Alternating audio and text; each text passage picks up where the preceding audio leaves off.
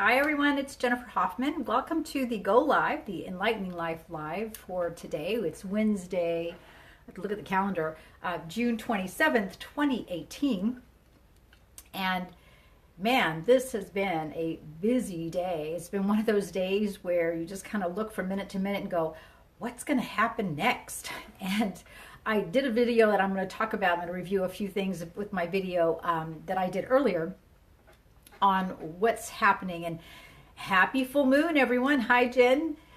Because man, this is also a powerful full moon too, and it actually sets the stage for two things. One is it's the kind of complement to the full moon that we had, the new moon that we had in January 16th this year, and it sets us on the path for the upcoming Saturn-Pluto conjunction in Capricorn in January of 2020. So we've got 18 months now. And what we're going to see is along this 18 months, we have different things that are happening that are going to kind of augment that path. So, hi, Kathy, Dee Dee, let me see, Jean, Lois, Michelle. Hi, everybody. Welcome back. So, in the video that I did earlier today, I talked about the core, and I want to like really emphasize this for you because this is what's happening. So, I've described 3D as I use this ball, because it's solid. There's nothing, like there's no holes, there's no openings, like nothing can get in here. So this is 3D, and it's a very fixed paradigm. And then inside of this is that core. So this is the core. This is one of those, what do we used to call them? Not crazy balls, but it's a completely solid rubber ball. This ball's actually hollow. This one is solid. And this core is kind of where we're at. So what we are seeing is the core of 3D. This is all the bad stuff. And as we have disintegrated 3D, we have, so I talk about how, at first little bits of light come in. So little bits of 5D energy come in and they find a place, and we just have, the more light we can get in here, the more this core 3D, this solid 3D becomes something like this. So it's it's disintegrating, it's coming apart. And it doesn't just, hi Sarah, it doesn't just, like happen in one fell swoop. This has been years and years. And what happens, and this is the good news, is that the farther we go down this path, the faster this happens. So the more light we bring in, the more this unravels, this disintegrates, and we get closer and closer to this. Now, I'm going to talk about this in just a second. First, I want to talk to you about, the pillars. So I talked about how we have these pillars of 5D energy that are now firmly grounded. And I said this, I think, last year. But this year, we have a lot more of them. They're a lot more grounded. We have a lot more people grounding this energy. So we're well onto this path of, this whole 3D, 5D integration. And I've been saying from the very beginning, it's an integration, not a takeover. So those people who say, oh yeah, the spaceship's going to come and we're going to, kind of go off in space or something, and then too bad for everybody else. That's not what happens. This is about heaven on earth. So this is heaven on earth, the energy of heaven on earth. So we are not just at critical mass, we well exceeded critical mass. We're not just at critical momentum. This is moving so fast. And as you've seen, even like today, look at everything that's happened today. So all of this energy, these lights coming in, and the 3D's unraveling, and more lights coming in, and we have more 5D pillars coming in. So this is a very loose structure. It's also a very accessible structure now. Because when we were first dealing with this, most people were happy to stay in the comfort zone of 3D. Now, comfort zone isn't necessarily where you're comfortable. It's where you're dealing with what's familiar. So there's a familiarity to 3D that says, oh, I'm here. I know what's going to happen tomorrow. It's the same thing that happened today. And now I'm not really happy, but I can't see any other options. And I just want to stay right here.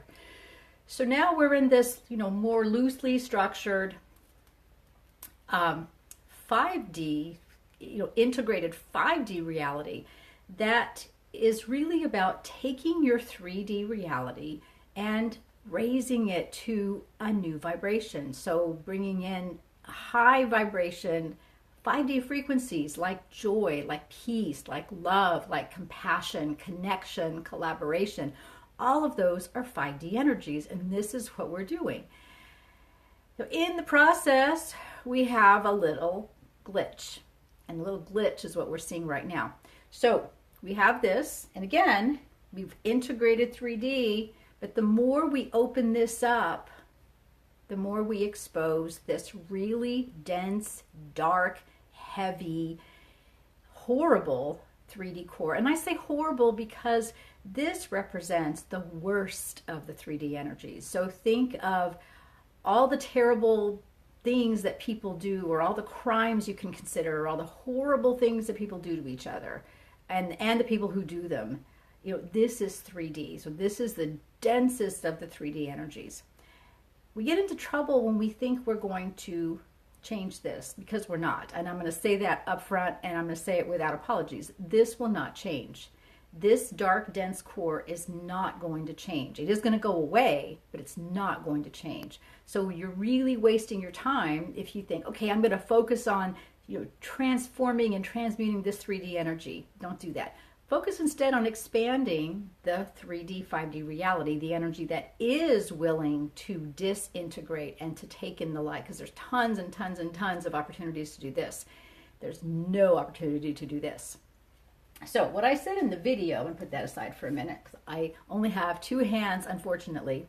So this core isn't just, ta-da, here's the core.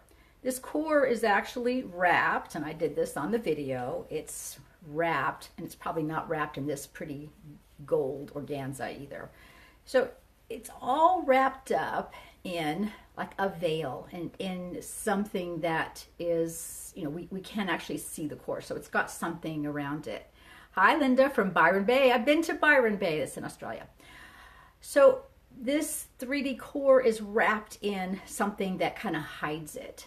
And as it unravels, we see more of that dense 3D core. And this is where we get into trouble, because what's in here is so dark and so horrible and so evil that it's just unbelievable. So we can't, it's like hearing about child trafficking. I mean, I had no idea that that kind of stuff happened. And when I found out about it, I cried for days. I was just truly heartbroken that this could be done to children, and that children were being abused this way, and these horrible things were happening to, tiny infants. And one of the reasons we have to allow this to unravel and to keep on unraveling it and not get stuck at the horror of what we find is that it's only by allowing that core to unravel that we can actually get to the point where we can allow the core to, basically what it's going to do is it's going to implode on itself. And I'll talk about that in just a second. So what we're seeing in the world today, we have worked so hard at this 3D, 5D integration. We've done such a great job of this, and so many people are awakening that we actually have come to being able to see this core. And it's really terrible, but we haven't seen the core yet. We've only seen like the outside of it, like the fringe. We haven't gotten down to the really bad stuff. So what's happening is, as we integrate this 3D, 5D, and as we bring more light towards this center of 3D. Hi, Emilio. Hi, Patty from Mexico and Virginia and Morgan. And I saw Ilsa from the Netherlands. Boy, you're up late. It's actually 6 hours ahead, so 9, 10, 11, 12, 1, 2, 3. It's 3 o'clock in the morning there. So as we are unraveling this core, and the reason I'm going through this with you is because this is what's coming up. Between now and September, this is what's coming up, and you really need to be ready for this. So as we bring more and more light and we expand this more and more, we start shedding light on what's covering this core. So this is, the horrible stuff about child trafficking and human trafficking. It's going to be the ritual abuse. It's going to be other horrible things that are being done to people, and other horrible stuff that's happening, in the world today. That's just going to leave us stunned, because we just won't be able to understand, how do people do that and why, and don't they have a conscience? And no, they don't. So we are unraveling this core, and this is going to happen between like now and September. And one of the things I talked about in the little blurb about this thing is, and I've been writing about July because July is another big energy shift, and it's leading us into the eclipse path. It's leading us into the second half of this year, which I think is going to be much easier than the first part of the year. But the light reveals the darkness. Remember that. Oh, hi, Christine from Ohio, and Whitby. Oh, I know where Whitby is. And from Brazil, hola. And from Kentucky. Hey, I'm in North Carolina, so we're in that part of the country. I love living here. So we are like at the end of the darkest part of this, and soon we're going to unravel it, and we're going to go, oh my God, look at this horrible stuff. And as soon as we do, as soon as we see that horrible core, what's going to happen is it's going to implode. Now, I don't really know how, I couldn't like put a firecracker in this and blow this up, which would kind of be the equivalent of what's going to happen to it. But it's going to, just through the force of its own evil and its own density, literally implode on itself. So it would be like, as I said in the video, like if this thing, got catapulted into a black hole. So what the black hole does is it has such strong density that it literally just squishes something into oblivion. And that's what's going to happen to this core. Now, as I said, if you just join, this is the part of 3D that's never going to be enlightened, be illuminated, be disintegrated. It's just not. It is like the core of 3D. Nothing is going to happen to this. It has no desire to be changed. It has no desire to do anything other than what it's doing. It's going to perpetuate its evil because that's what it does. It's like having a rattlesnake bite you. Well, the rattlesnake doesn't bite you because it hates you. The rattlesnake bites you because that's what rattlesnakes do. And that's what this is. So this is the center of 3D. This is the source, if you will, of the darkest parts of 3D.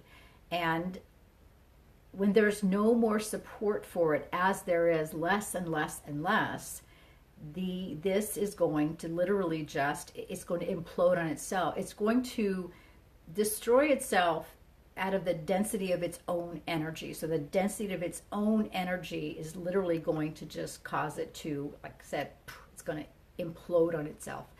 And that's going to be the end of this. It's not going to be the end of 3D because 3D is where we live. So we are 3D physical beings, having a spiritual experience. So what we're going to see is a greater integration of light, and our 3D experience becomes more light.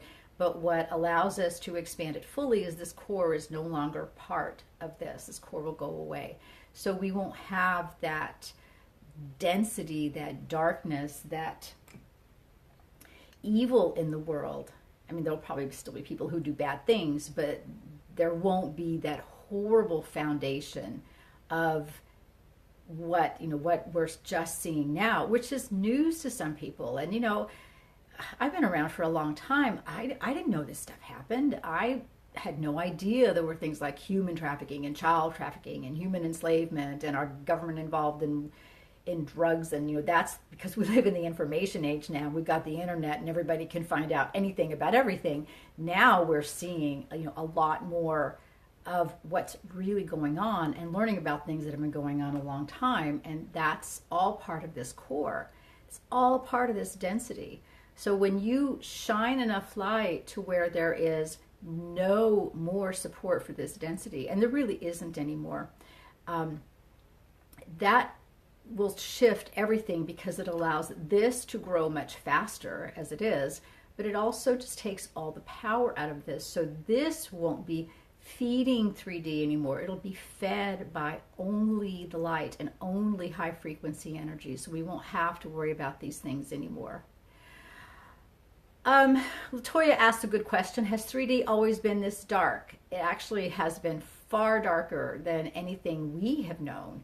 So I think the worst experience, and most of us aren't even old enough to remember that, I think the worst experience of 3D that I can really relate to is the, like discrimination, like the Jim Crow laws in the South, which would never, ever, and I live in the South, and I can tell you that that would never fly.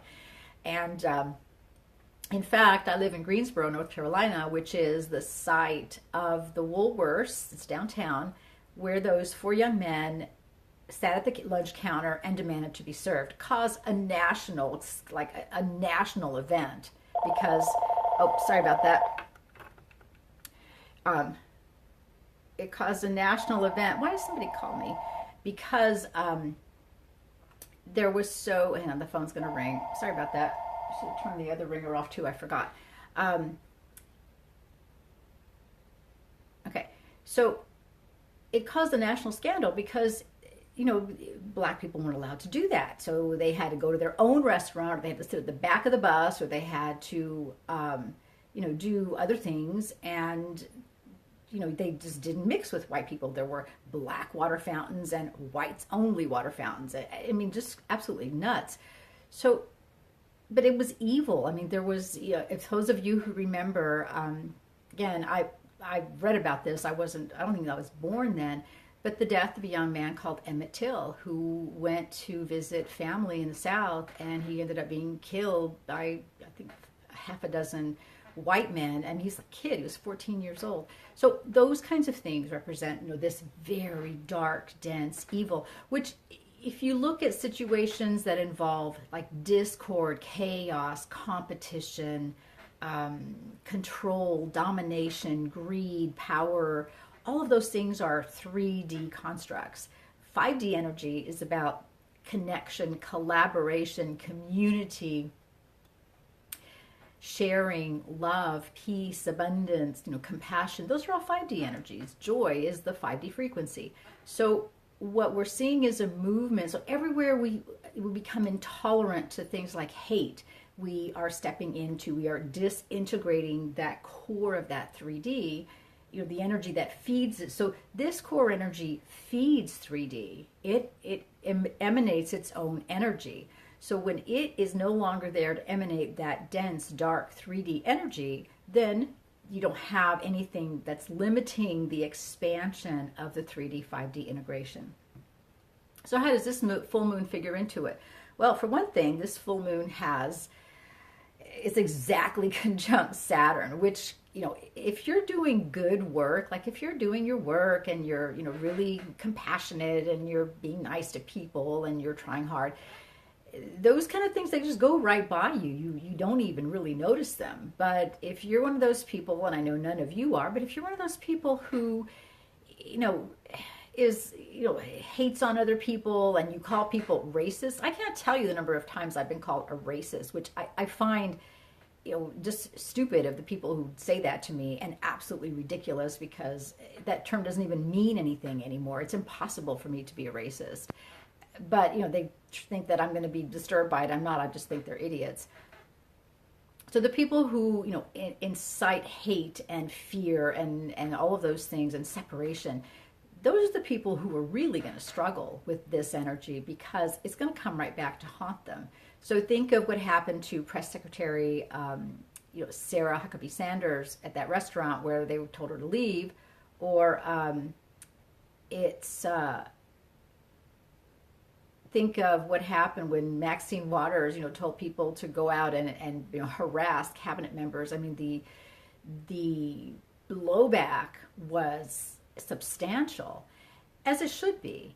But this is what's going on with this full moon energy. It's like this push to connect, collaborate, community, connection.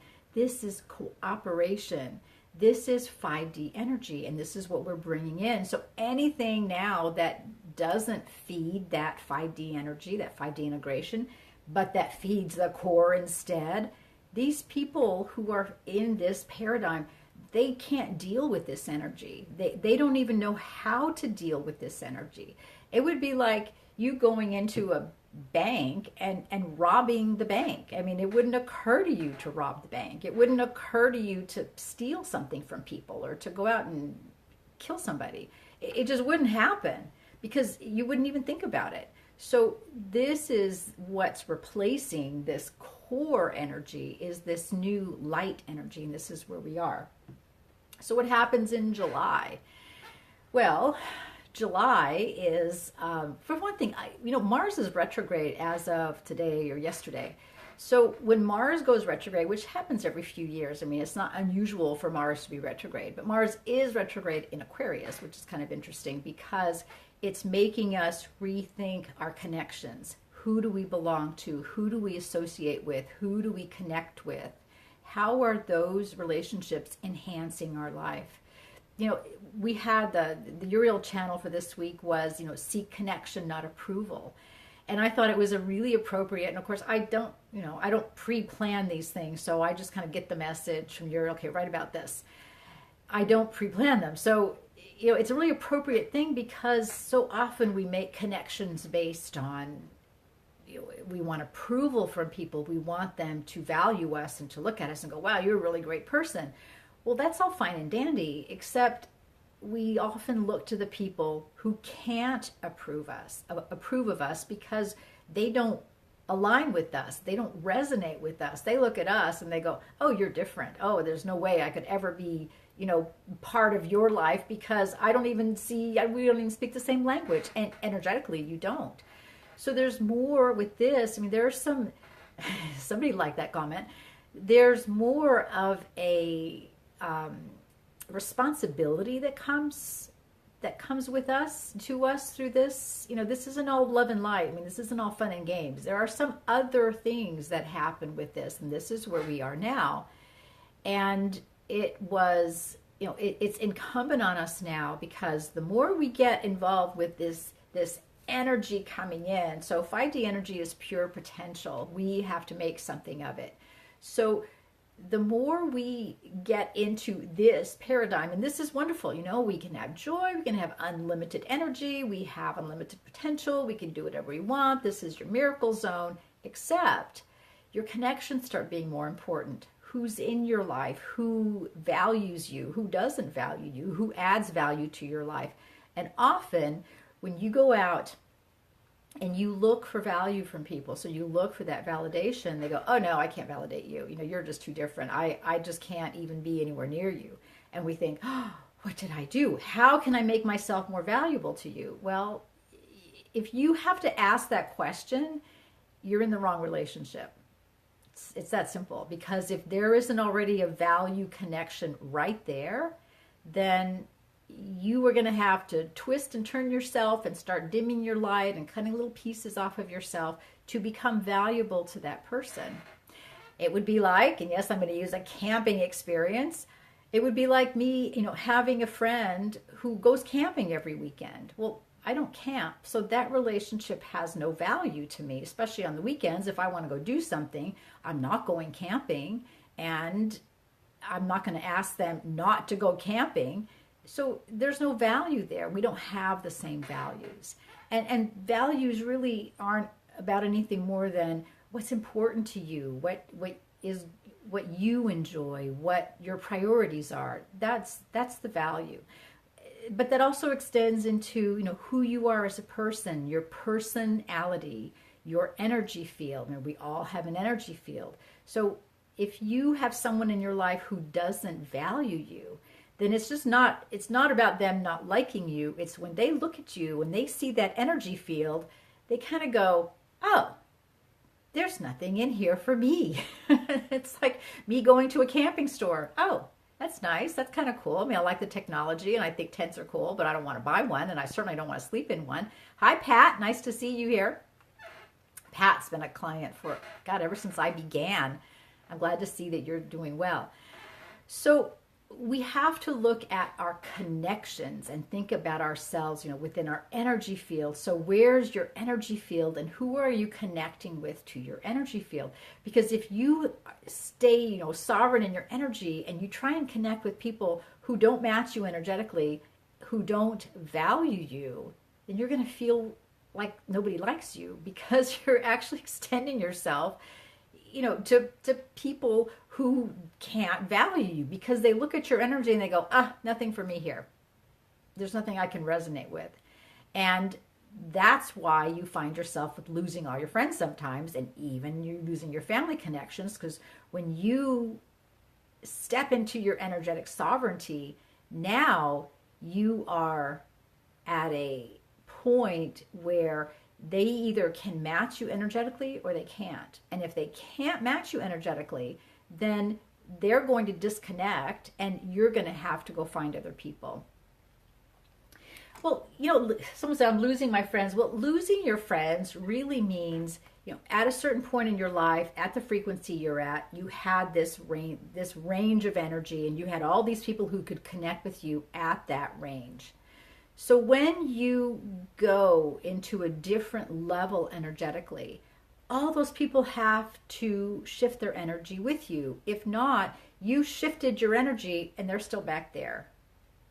And it's like you've kind of left them standing on the street and you've driven off in your car, because energetically they look at you and they go, oh, I don't resonate with you. Well, there's nothing wrong with that, but it's true. They don't resonate with you.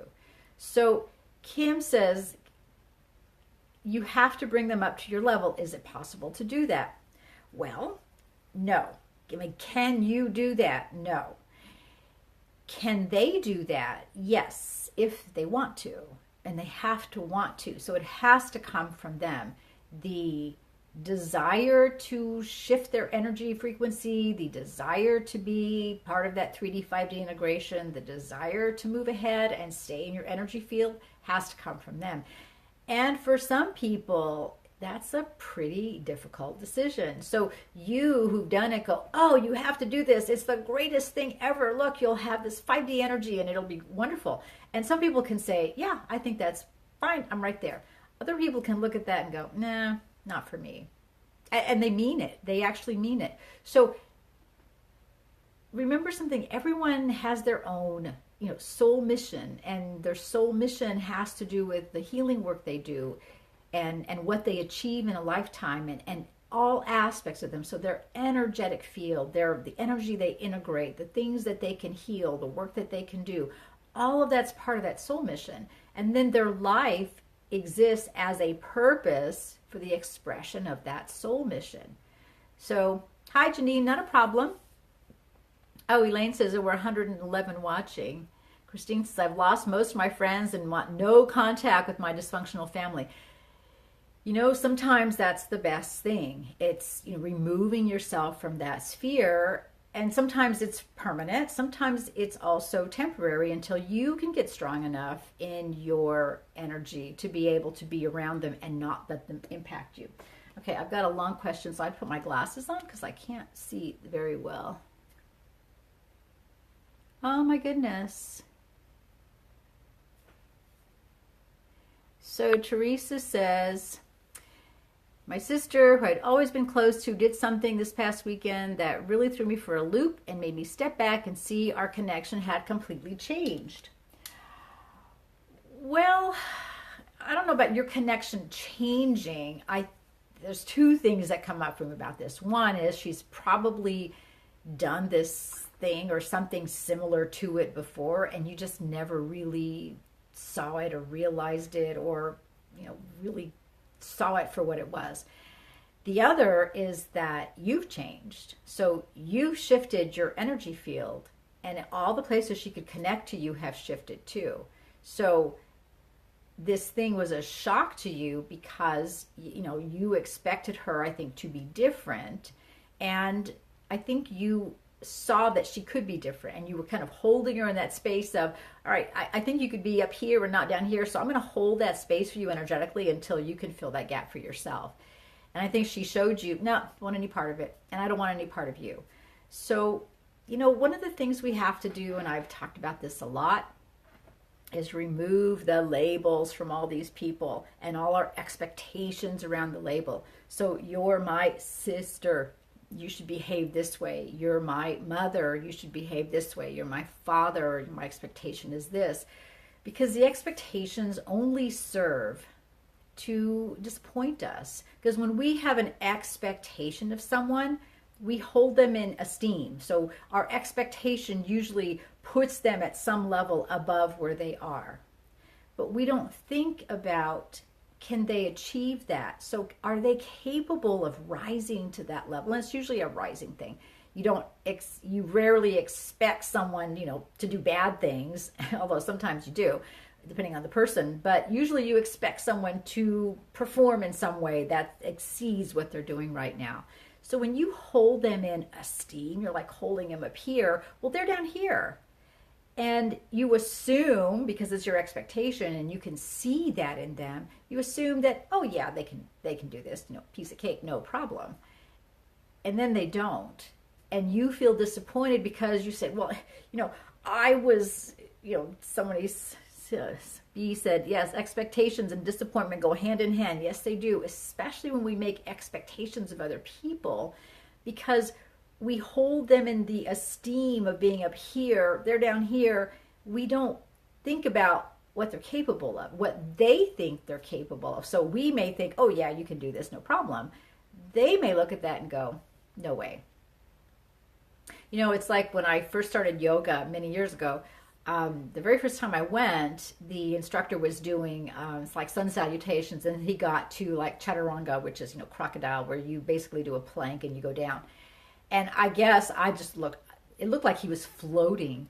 And I looked at him and I said, I'll never be able to do that. And he smiled and said, yeah, you will. And he said, no, I won't. And he goes, just keep on doing the yoga and you'll be able to do it.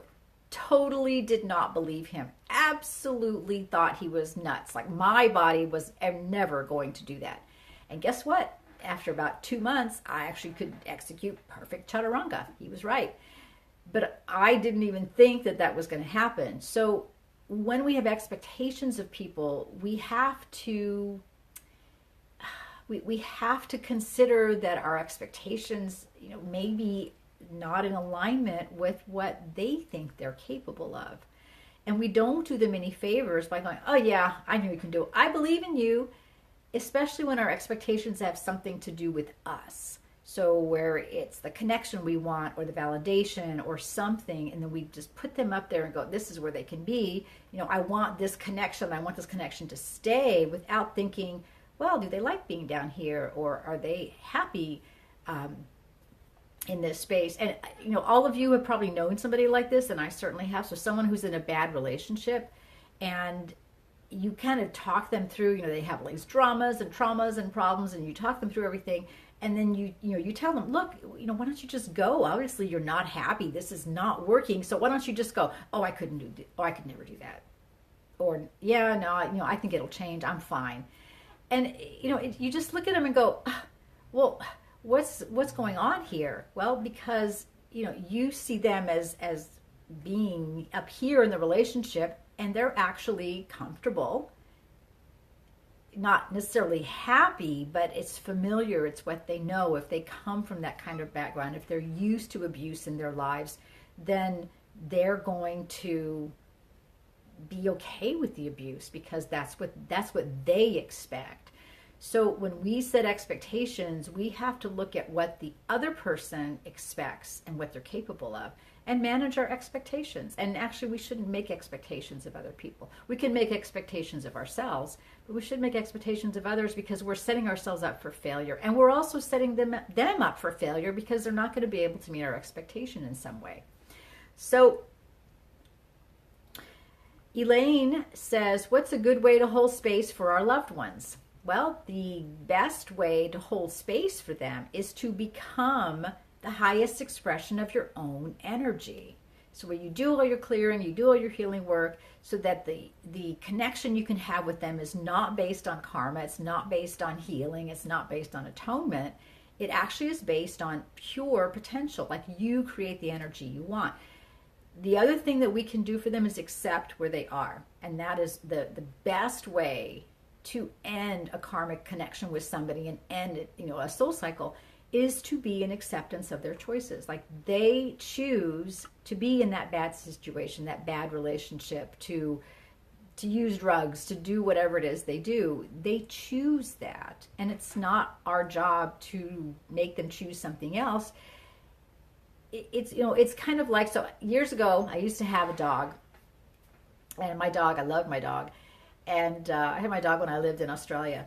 And I live really close to this big dog park. So I would take my dog, after, which by the way was supposed to be my children's dog, but oh, we'll feed it, Mom. We'll take it for walks. We'll make sure it's all taken care of. Well, yeah, it ended up being my dog. I fed it. I took it for walks, and it was I love my dog. It's a really good dog. But he was a big dog, and he was half dingo, so he was kind of a sneaky dog and a very smart dog. So I was taking him to this dog park, and in the dog park, you could let him off the leash. So I would let him off the leash, and he had friends there, and they'd run around and have a good time. And then, for after about 30 minutes, I'd say, okay, Sterling, it's time to go home. Well, Sterling was a big dog, and he was faster than me. So if I chased him, he'd just run away and run around and laugh at me. So one day I got smart because I would take him on a walk after I got home from work, which was before he had dinner. So one day I said, okay, fine, you stay here. I'm going home to fix dinner, and you're not going to eat. Now, Sterling knew two words, dinner and eat. And I kind of looked behind me because I just turned around and walked away. I knew he heard me. So I saw him kind of look, and you could see like he was thinking about what I said. And he, the next thing I know, there's this tongue licking my hand as I'm walking because I was going home to fix dinner and eat, and he hadn't eaten yet, and he was hungry. So he could run around the dog park and, and not go home with me, or he could go home and have dinner. So he decided to have dinner. And we used to play this game every single time we go to the dog park where I said, okay, Sterling, it's time to go. And he'd, come here. And he'd just look at me and run off. And I'd turn around and walk away and go, okay, I'm going home to fix dinner and eat. And then, a minute later, I'd feel this little tongue licking my hand because he wanted to go home and eat too. So, I'm saying that because so often we think we have to go after people and chase them down and convince them and everything. But what we really need to do is shine our light so brightly to be so fulfilled in our own lives and so happy that they look at us and go, wow, I want what you've got. Show me how to do that. And it's a lot more convincing than running around after them and chasing them because you're not going to catch them anyway. Again, acceptance, choice, all of those things. Everybody is having to choose now. And that's why we're seeing so much polarity identified. So polarity is, on one side you have the core density, this dark density of 3D. And on the other side you have the integrated 3D, 5D reality. And then there's nothing in the middle. So right now, this is polarity. We have polar opposites. The density of 3D, the 3D, 5D integration that allows unlimited potential, lots of joy, great stuff happening here. So everybody has to choose.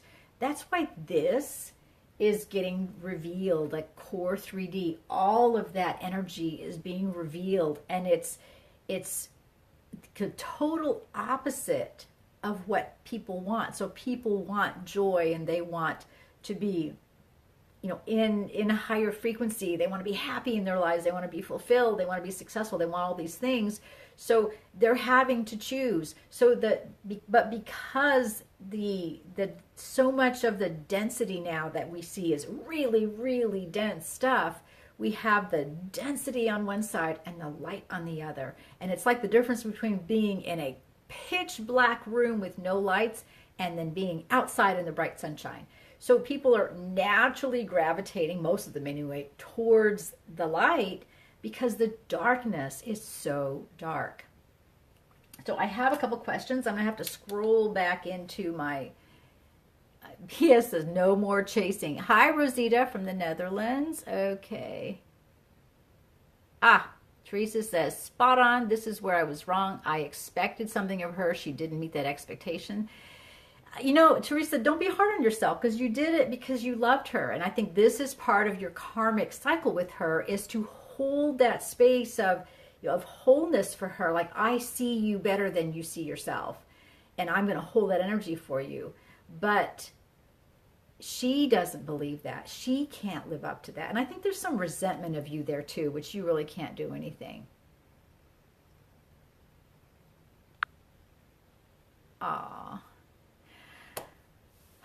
Sometimes I get asked kind of sad questions. So I'll said,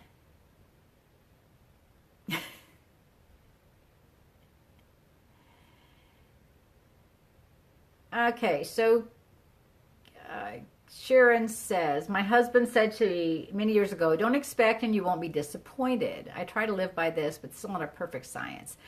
Well, okay, so let's talk about the difference between expectation and intention. And it's a really simple difference.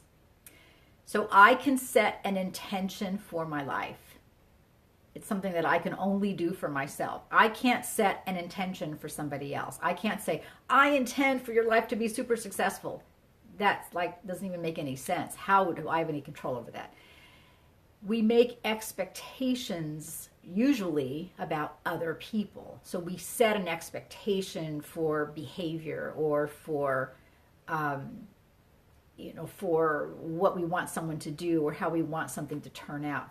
Expectations are weak because they really have more to do with, I'm not sure it's going to work out. I hope it does. I wish it will, but I'm just not going to put too much energy towards that. So our expectations tend to not be grounded in any reality, whereas intentions are. They're grounded in the reality of what we want and the outcomes that we want to create in our lives. I would say, Sharon, instead of, that I feel like that's kind of not very easy to live with because it doesn't feel very positive. So set intentions for yourself. Don't set expectations. The intention is it's going to work out for me in the best way. The intention is, I'm going to get what I want, and you have this outcome. You set intentions for outcomes, and then and then expect that to work out in the best way possible. Just don't set expectations around how other people are going to act, because then you'll get disappointed. Okay, so here's kind of the sad story of the evening. So Mitch says, you see me meeting a romantic partner. It's impossible being gay and in the area I'm in that it will happen. I've never been in a romantic relationship in my entire life. I just don't get why it's not happening. Okay, this is a kind of a complicated question with a lot, only because it has a lot of moving parts.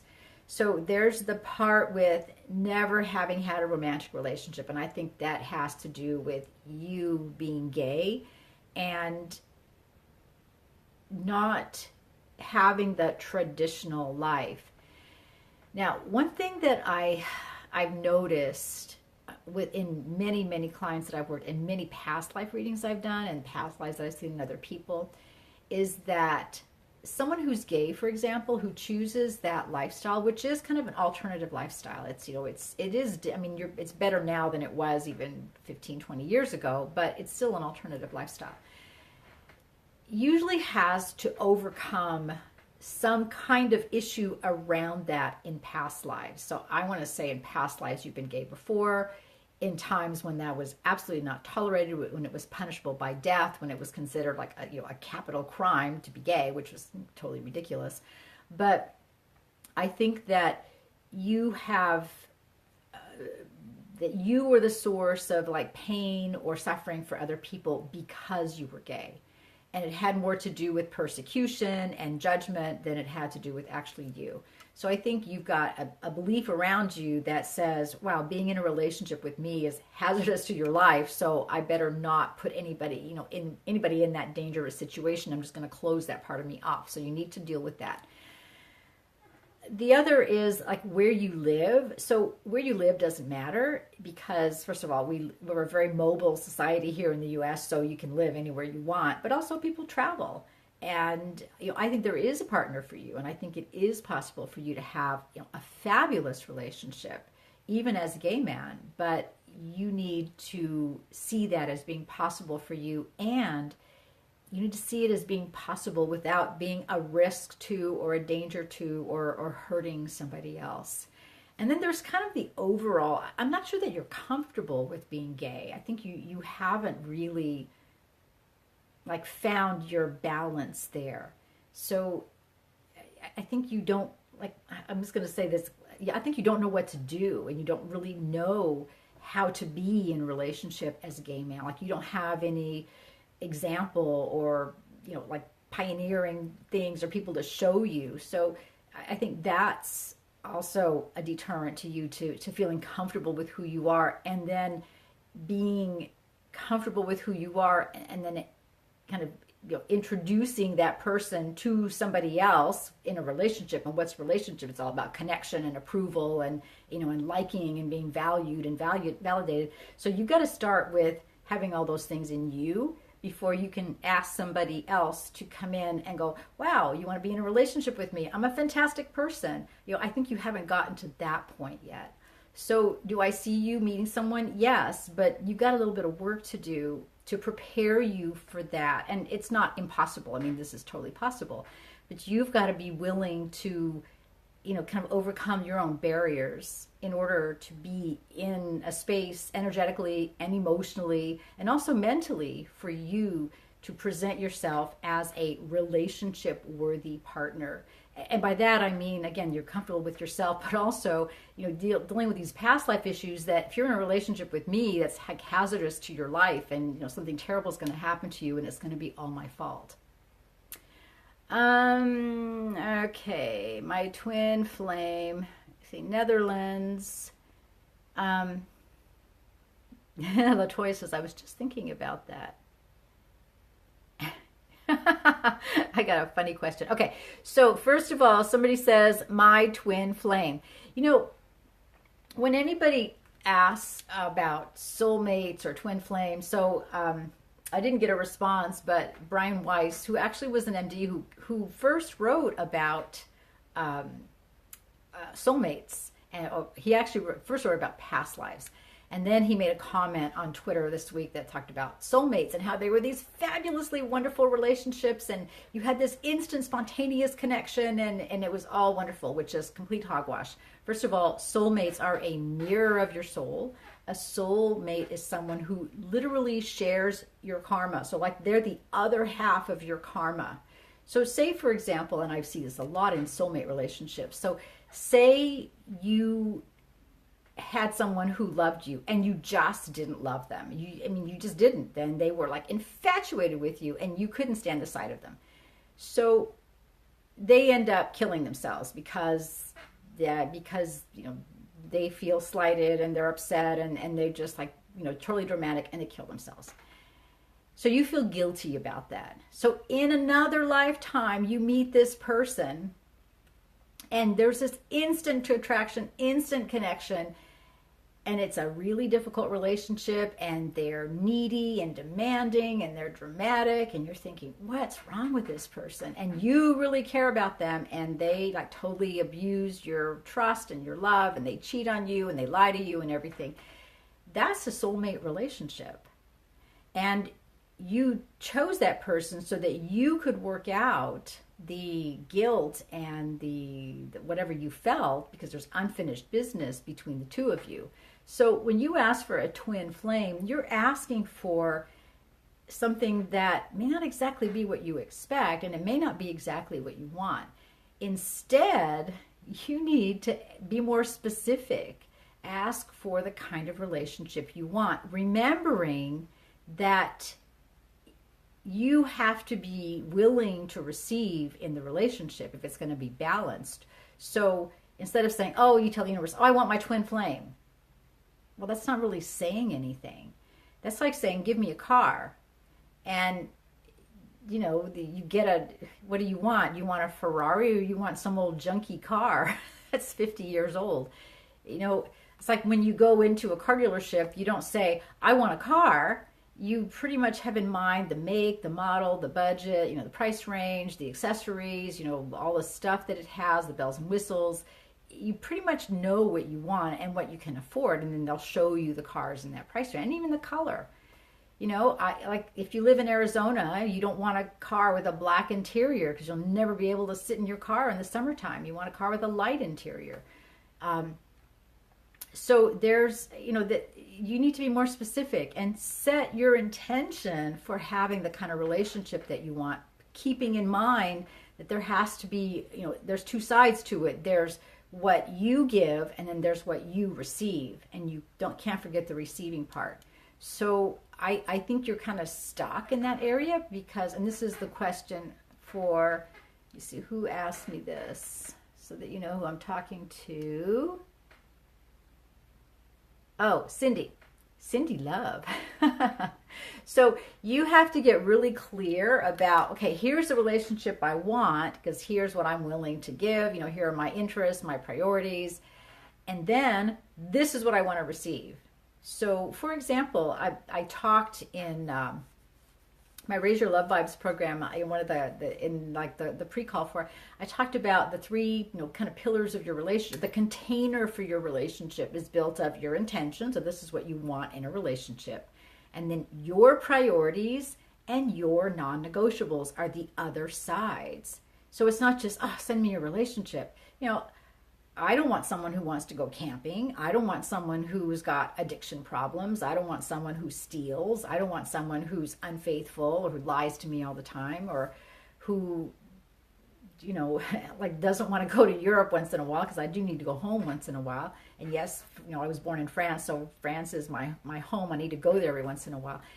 I have interests. I have things that I like to do. I have priorities, and those have to be met.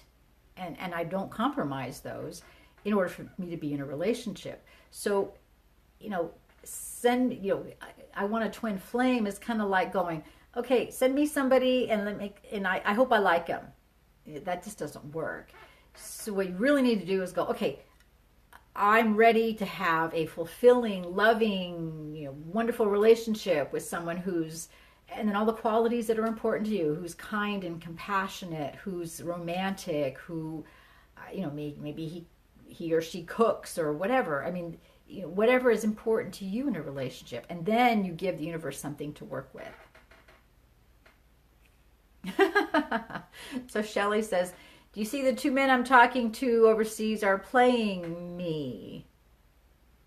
That's interesting, because when I first heard your question, I thought they know each other. So yes, I would cut that communication off immediately. And I would also be very careful about those kinds of relationships, because it's really easy to get scammed by people like that.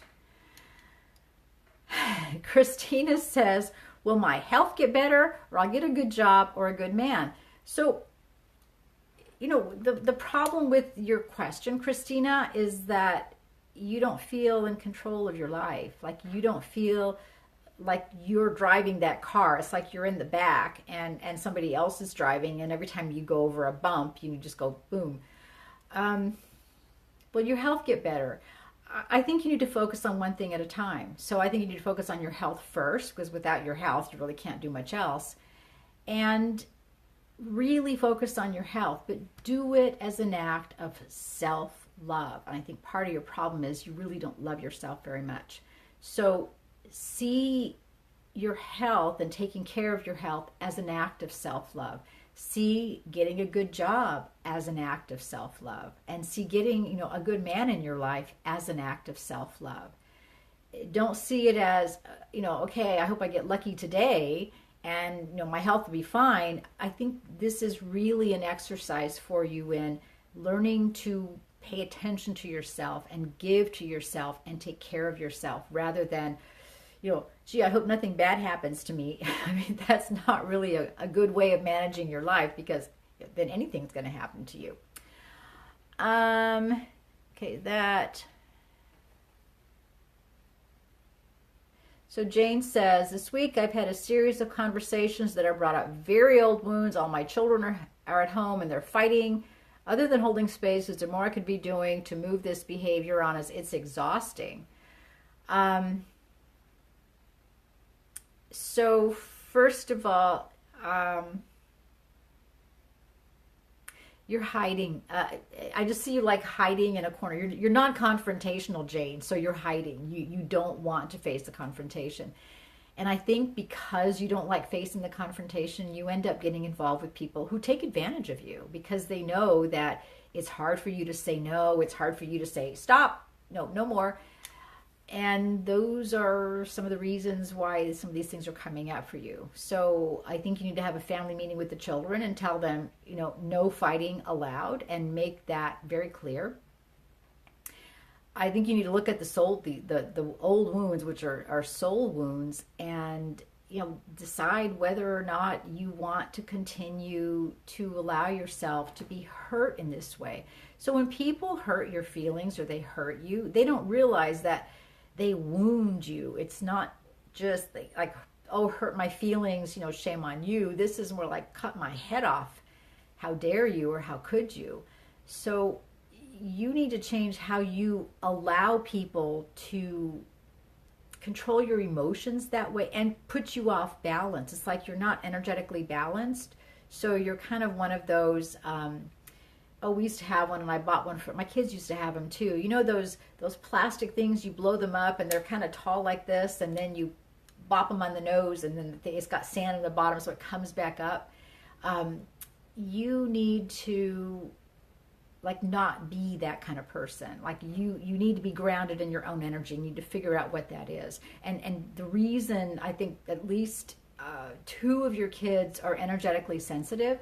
So when you're off balance, they're off balance. And I think you have a much bigger effect and impact on the energy around your family than you realize. All right, hang on a second. I got to plug my phone in because I forgot to plug it in when we started. There. I forgot to plug it in when we started, and it's kind of dying. So, okay.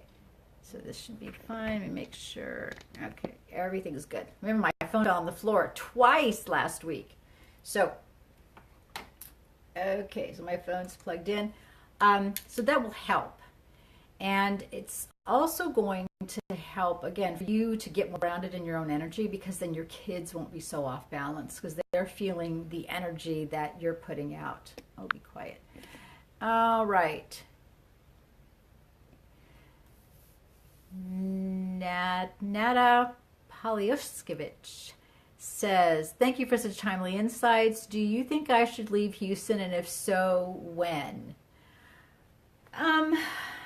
I think you're kind of done with Houston, but not quite. And I also think that you don't know where you're going next. So hang on, I get something to clean my glasses. Oh, I forgot to bring water up here. I thought I brought some. Well, I guess I didn't. So I'm seeing about 3 months. So focus on, what you want. And I think Houston was a good experience for you, but it's not a good experience for you anymore. When we're energetically done with a situation, and this is happening more and more, whether you are somewhere to help clear the energy of that place or hold energy for that place, or you've got your own healing to do in that place, as soon as you're done, it's like you're gone. And that happened to me when I lived in Wilmington. So I was in Wilmington for not quite 2 years, just like 2 months shy of 2 years. And I had been told, after I'd been there for like 7 or 8 months, I had been told that I wasn't going to be there that long. And I thought, oh, no, I'm going to live here forever. I'm by the beach. What else could I want? And then it became very clear to me after about 14 months that my time there was ending rapidly, and that I was going to move. It was time for me to go. And by the time I left and I truly was ready to go, I was out of there. My house sold in 3 days, and I was out of there in 5 weeks. I actually bought a house the day before my house sold. So I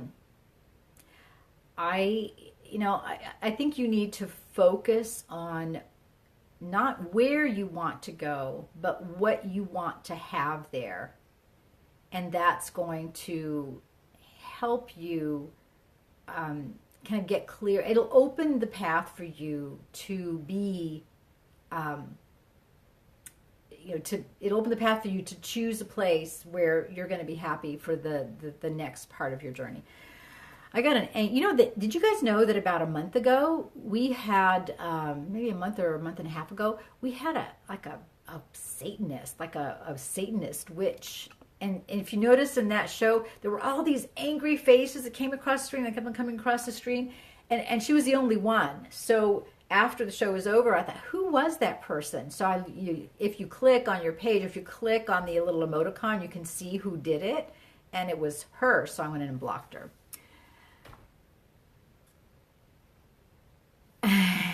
So Sharon says, I'll have to listen to your comment later because as soon as my internet dropped, as soon as you got to the middle of it, but it was mostly my expectations of people that I was referring to. Okay. Do you have any insights for me in my future? Paula, you need to be a little bit more specific. What is because your future, that doesn't mean anything. So You know, it's not like a grab bag where you go, my future, and you grab like a future out of the bag and hope that like getting a fortune and a fortune cookie. You know, the reason you have kind of issues around your future is because you're not really specific and you don't feel in control of it. Been thinking about a guy since the beginning of the year. Nothing came about it. Should I move on and meet somebody else, or do we have a future? So this is Laura. Laura, I literally see like this guy, like he looks like a wooden figure, like nothing, like there's no connection. And remember what I said earlier? I don't know if you were on earlier, where I said, you know, there's got to be now in these relationships, there has to be, you know, energetic congruence. There has to be a synergy there. There has to be connection. There has to be resonance and alignment. And if you don't have that, then it's like they absolutely cannot connect to you. So I think this was another karmic cycle with this man for you too, where you have to realize that he's not the right person for you. And I think you've had a lot of lifetimes with him where you have tried to accommodate him and you've tried to help him and you've tried to do things for him. I literally see him like standing completely still with his back to you, next to you, like there's no connection there. So yes, move on. And you know, choose, again, like I said earlier, set your intention. What do you receive? What are you receiving in the relationship? How do you get fulfilled? How do your needs get met? You need to focus on that. You know, deciding, yeah, I want somebody tall, dark, and handsome, that's really great. But, you know, if he's tall, dark, and handsome and he lies to you and cheats on you and treats you badly, well, that's not a very good relationship. So make sure you get that other part in there too. What do you want to receive from the relationship?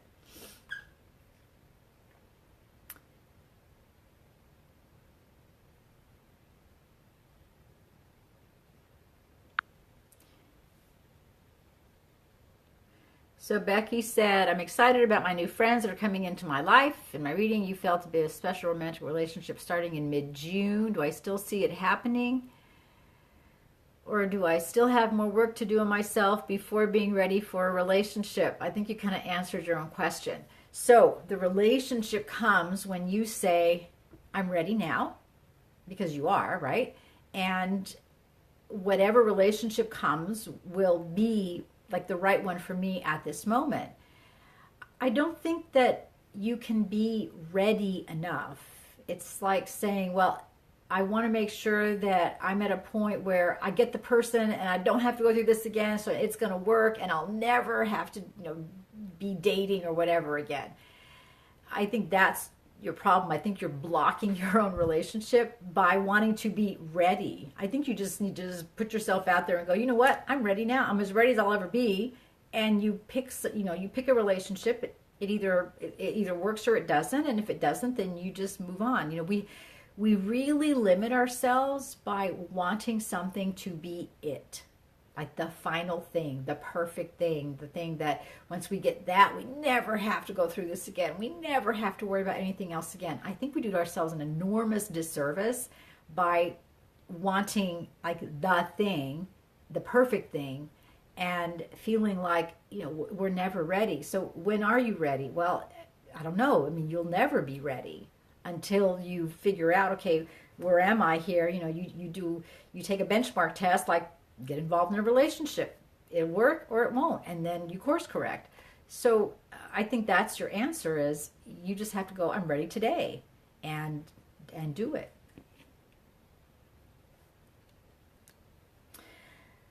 Simmons says, understand what I need to do to release headaches. Well, I'm going to give you my tried and true. I think you have a couple things going on here. One is magnesium. So magnesium is like my tried and true solution to everything, because I have shared it with so many people. It works on me. I take magnesium. I used to get horrible leg cramps and horrible headaches.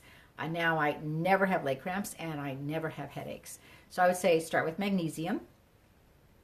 Supplements, Mercola.com, Dr. Mercola's site has some great tips about magnesium, the different types. You just have to take it and, you know, kind of take the one that works, find the one that works best for you. I like Tri-Magnesium Complex at SwansonVitamins.com. That's my kind of my go-to favorite. Also, you have to make sure you take enough. So the 400 milligrams a day the FDA recommends barely sustain life. You have to take at least twice that, which, you can take magnesium liquid in drops. It's more bioavailable, but you really need to find the one that works for you. So I would say headaches. I think you also have a mineral imbalance. So there's a mineral supplement. It's liquid. It comes in a jar about this big, and you take like a little capful every day. I would look at taking some mineral supplements and tissue salts. And I'm not sure what tissue salts do, but I think you're deficient in tissue salts as well. It might help you to go see like a nutritionist or a holistic doctor or a naturopath that does some nutrition work and kind of see what's going on with your body, because you have like an electrolyte imbalance, but that's actually caused by these tissue salts and of course the fact that you're deficient in magnesium. For all of you, if you have leg cramps, especially if you have leg cramps and you have headaches, you've got a magnesium deficiency. So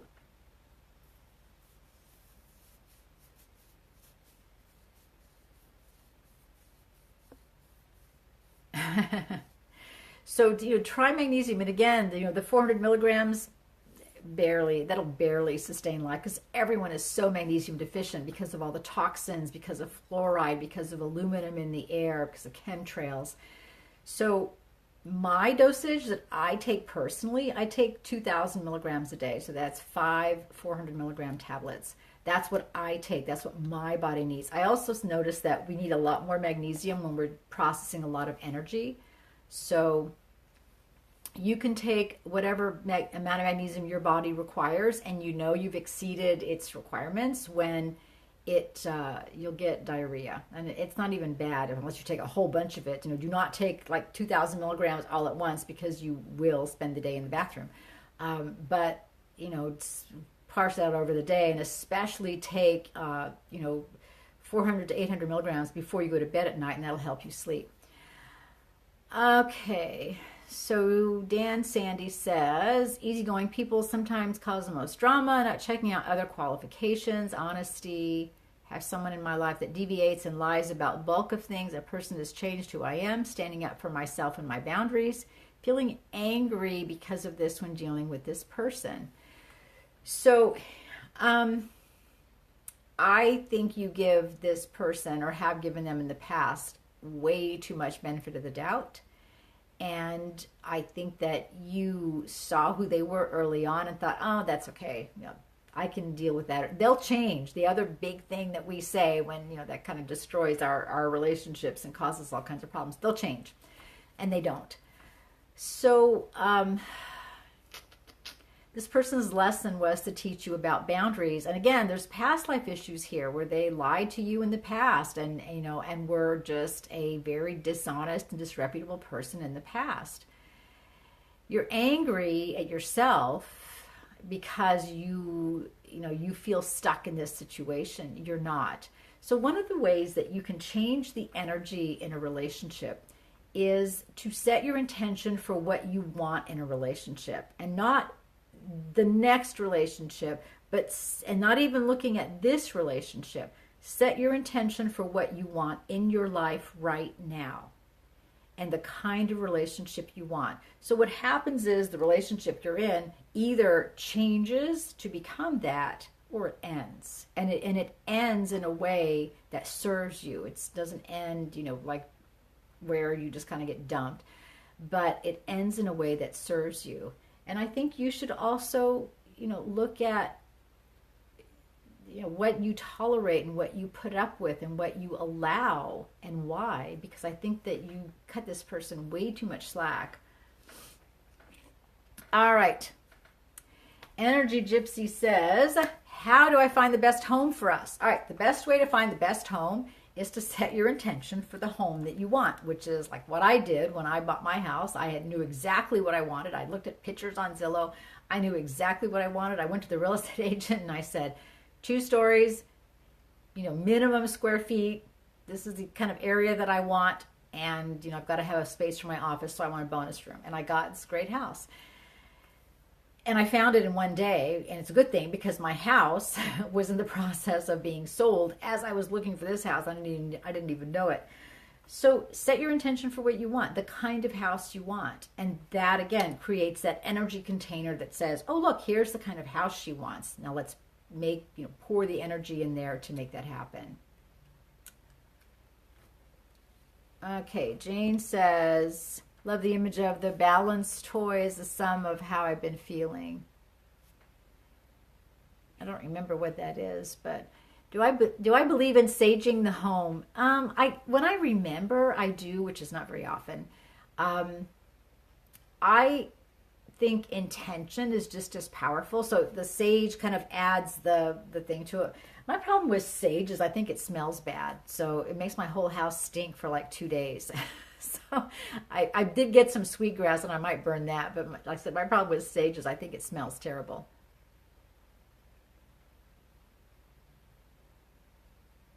Oh, Bridget says, I told my son last night I didn't do anything wrong. Why are you punishing me?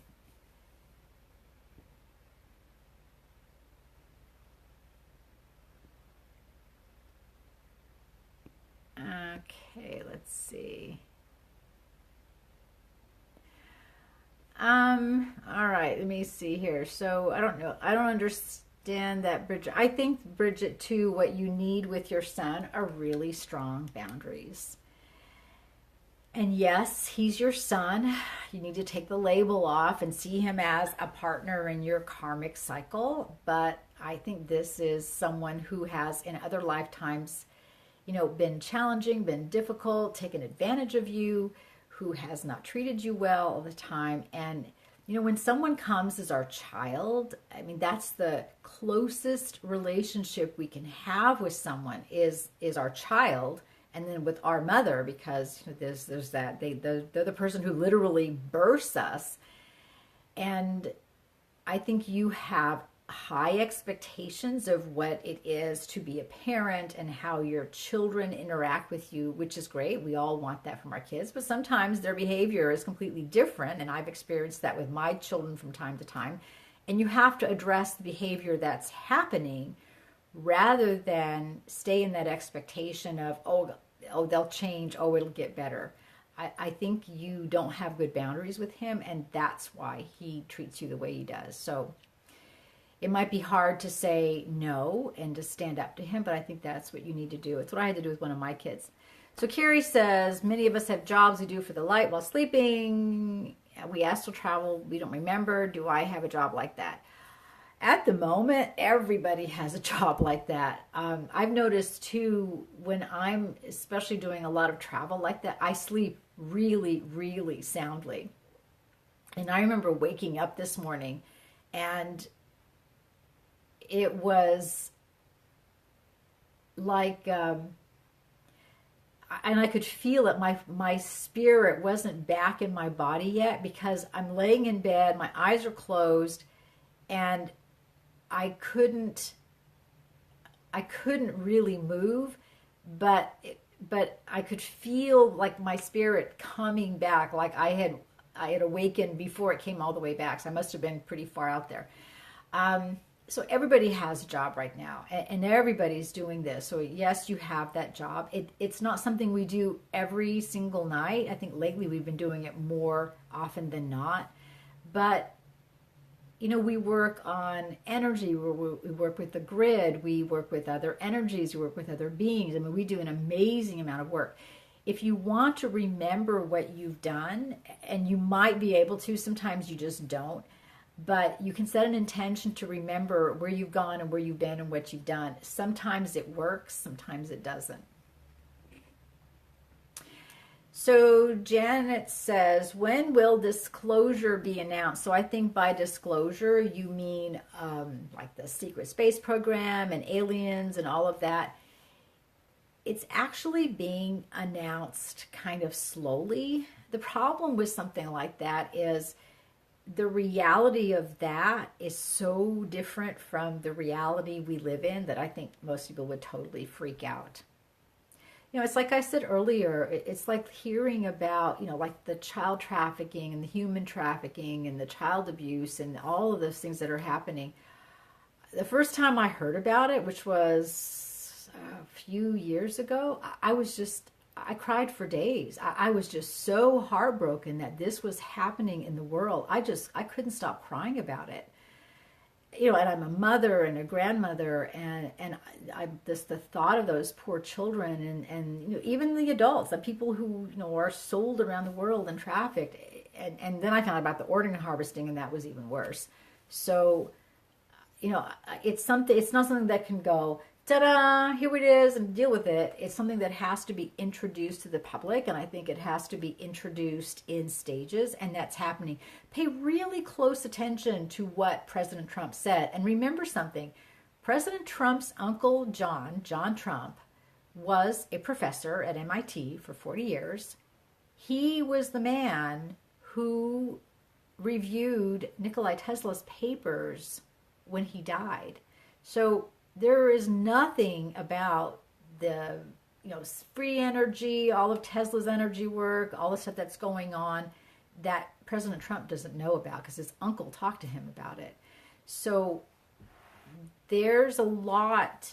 Tesla was working with the anti-gravity and the 0 point energy and all of that. He was working with all that. What was he working on it for? Because they were building spaceships. They had already built space programs. Tesla died in the 40s, mid 40s or late 1940s. The Germans had these programs going on in the 1920s. So, Tesla's work is used. His zero gravity work is being used today in space technology.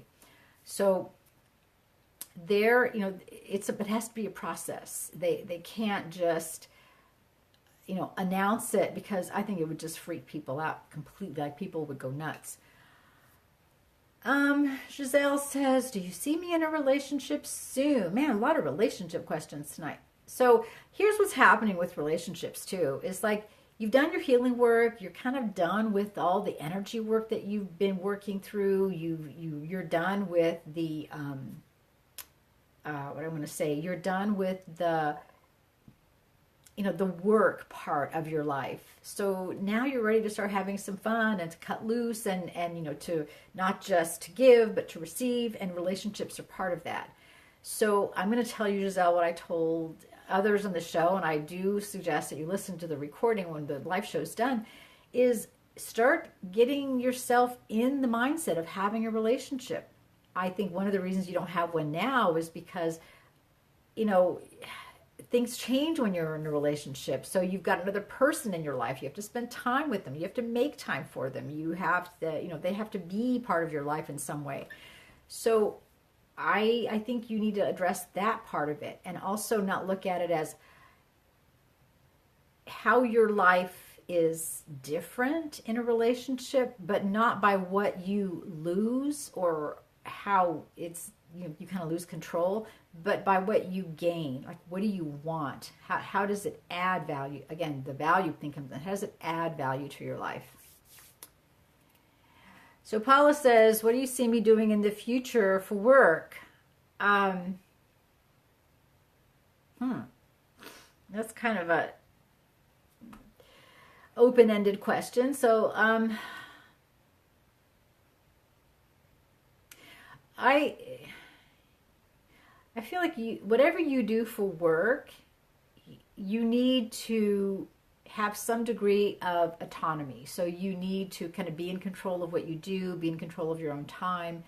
I don't know what you do now. I'm seeing you in some kind of a management / caretaking role. So like a director of not a hospice, but like a therapy place or a senior care place, or something that combines both of those. It's like senior care.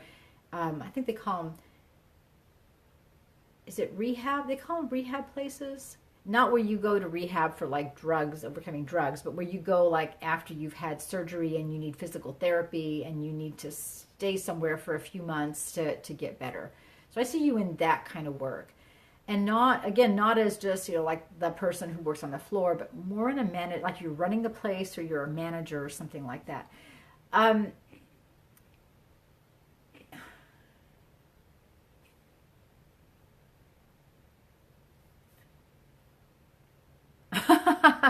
So Lakshmi said, okay, this is a funny question, but Lakshmi's been asking a few questions about her family because she's had a really tough relationship with her family. And she says, I have great news. I was feeling guilty about maintaining distance from my parents. Today, my father showed me how much he cares about me, which is not much. I am free and no more guilt. Okay, so let me clarify that a little bit for you. So what your father showed you was the upper limit to his ability to show his emotions. This is another thing with expectations. So, say you're a person who's really kind and loving and considerate and thoughtful, and you love to just be around people, and you compliment them, and you tell them how much they mean to you, and you really are, just that really open person about that. And then there are people who, can't even begin to say I love you without stammering and stuttering all over their words. They don't hug people. They don't want to get close to people. They really maintain their distance. So it's not that your father doesn't care about you. It's that if you've taken my Raise Your Love Vibes class, and I think you have, he has his own love language, which is not like yours. So you can't say he doesn't love you. He doesn't show you he loves you in a way that makes you feel loved. So in order for you to not feel bad about what just happened, you have to realize that what he showed you was what he's capable of. Like, there's no more there. This is the best he can do. And this is how he shows you he cares for you. Also, you've been maintaining your distance. I think he's kind of mad at you. He feels kind of hurt.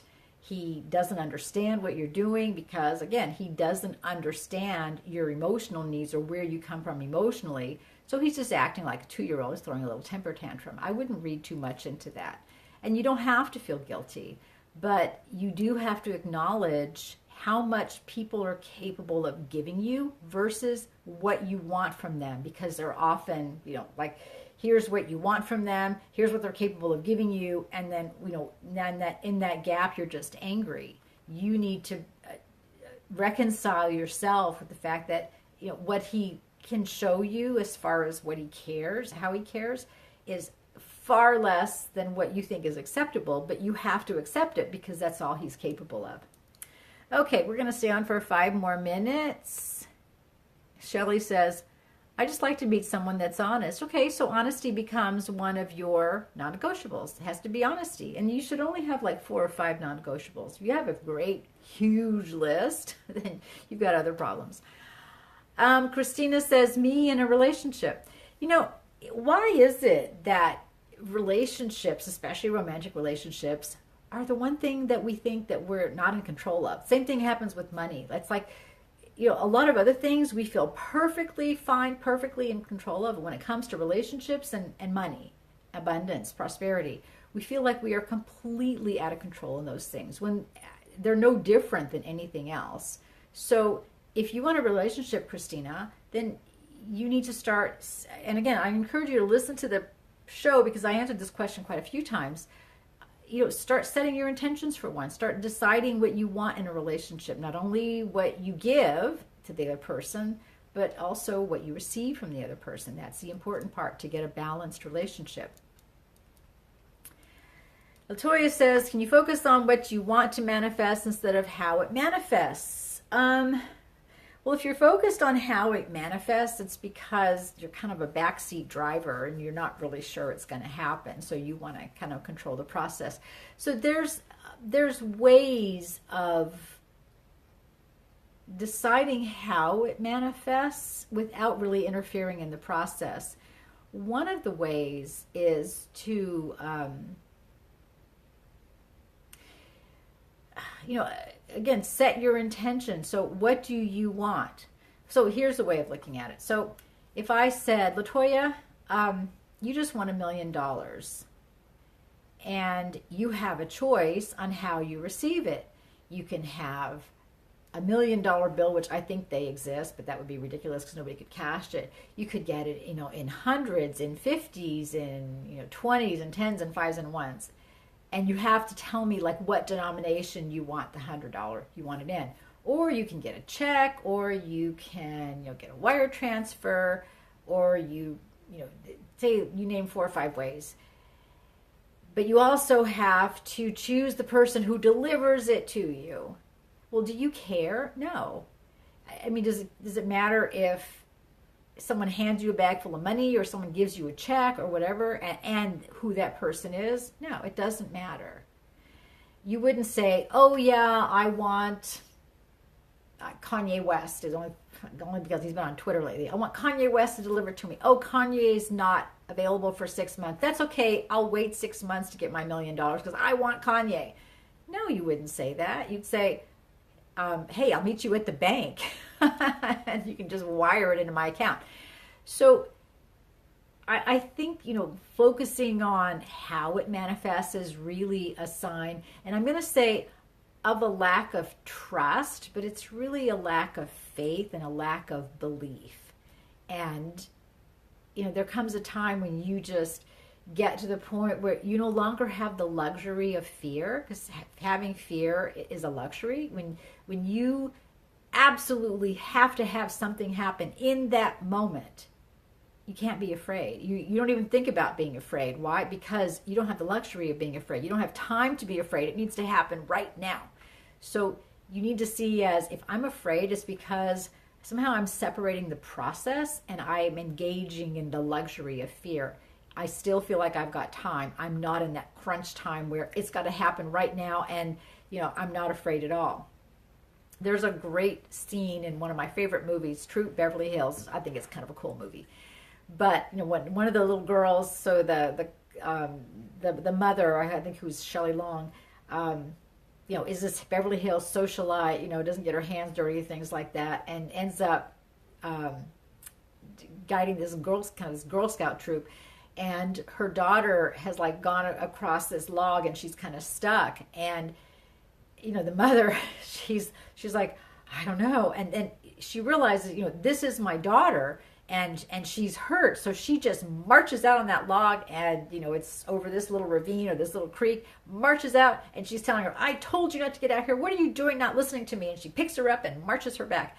And then after that thinks, oh my God, I walked across the log and I could have fallen in the river. So, it's only when you get to that God help me moment when you just cast all your fear aside, because you don't have the luxury of being afraid. You don't have time to be afraid, and you just go for it. You're not a coward. You need to have that go for it attitude and say, okay, it's going to happen. I know it's going to happen in the most perfect way. So let's just get started. And that's the thing that we do too, is we wait so long to start. We wait for the right moment, the best moment, the perfect moment. When we just need to start and then, course correct as we go. We can always change our mind too. And if we don't like something, then we can do something else. We can always change midstream. It is possible to change horses midstream. So I answered you.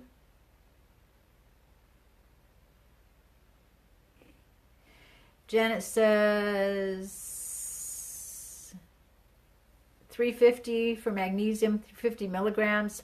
That's even lower than the FDA recommendation. No, you can, I think you might have gotten that backwards. Therapeutic doses and maintenance doses are two different things. So my maintenance dose is about 16 or 1800 milligrams. My therapeutic dose is about 2200 milligrams. And I know when I need to increase it when my legs start cramping at night or I get a headache.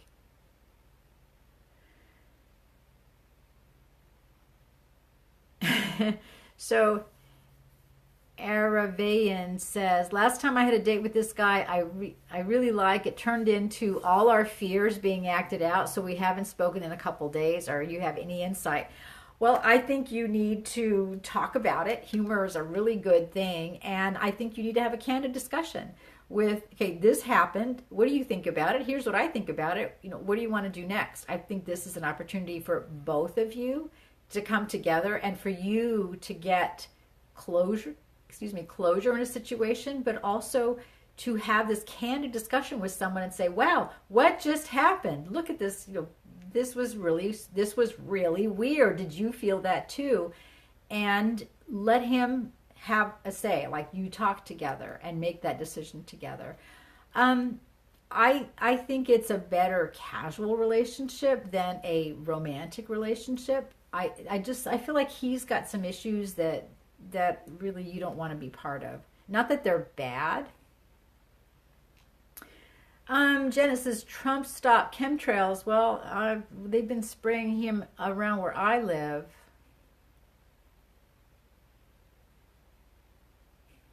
Okay, so Jinzaria says Supreme Court Justice resigning. Think of the second special counsel, the Mueller investigations. Well, I think the Mueller investigations are, a total sham as far as what we're seeing.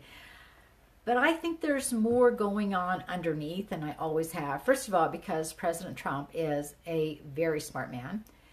Also, because President Trump is not working alone. He is the face, the public face of a group that basically saved not only the United States, but saved the entire world from total annihilation. So I think that there's something going on behind the Mueller investigation. Like it is working on something behind the scenes that is kind of tied, like they're giving a public narrative, but privately there's something else going on. Mueller is highly compromised. I mean, Mueller has so many crimes under his belt, including, he's been covering up Hillary's stuff for decades, starting with Whitewater, Benghazi, 9/11, all those things, the assassination of JFK Jr., which Hillary was part of. So Mueller's compromised. He's criminal in many, many ways. So he's either worked a deal or, he's like, he's serving a purpose. And I think he had a choice. You do what we need for you to do, or you go to jail right now. And I think that's what's going on. As far as the Supreme Court Justice, I think that was planned too, because he was supposed to resign last year. And I had talked about resigning last year, and he didn't. He waited for a year. So I think it's part of the plan to put more balance into the system, to get rid of the corruption. Ruth Bader Ginsburg is next, and she will be retiring. And I want to say soon, I think before the end of the year, I want to say around November. But,